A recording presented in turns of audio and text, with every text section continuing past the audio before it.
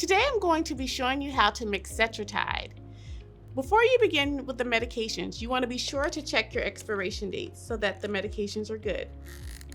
You're going to take the tip of your finger and scoop it under the safety tab to remove it to open your box.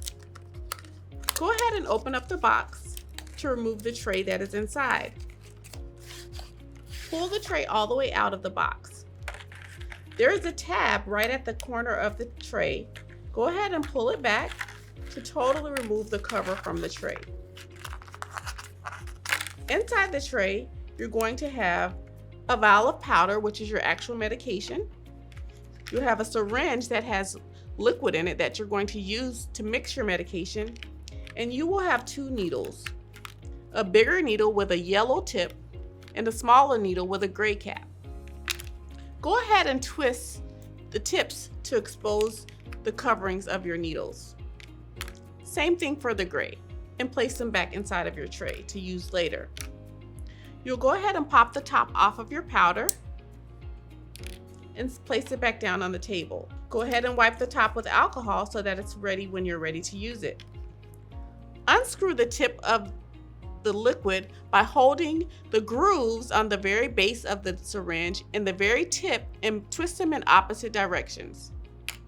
You will then apply your yellow tip needle to the syringe with the liquid in it.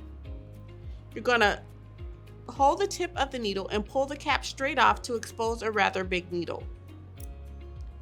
While holding the side of your valve, you're going to go directly through the center of the stopper to inject the liquid into the powder. Push very slowly to avoid the amount of bubbles that you get into your medication.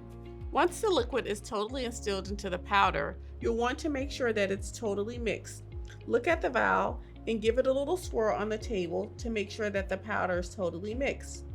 Once it's mixed, you'll turn it upside down. Be sure to have the tip of your needle below your waterline and positioned within the stopper slit. If air falls into your syringe, you'll want to inject the air back into the valve prior to removing the medication. Go ahead and pull the plunger down slowly until all of the liquid is removed. As the liquid lowers, you'll have to lower your needle below the waterline to ensure that you get all of the medication out. Position it just in the center of the slit. Once all of the medication is out, you can turn the vial in the syringe right side up. Pull the needle straight out and place the cap on the table.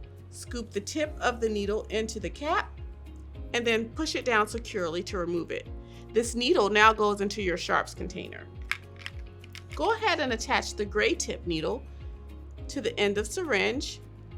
If there's any air in your syringe, you'll want to push the air up just slightly and prime the needle. You'll see a drop on the tip of your needle, and that means it's ready to go.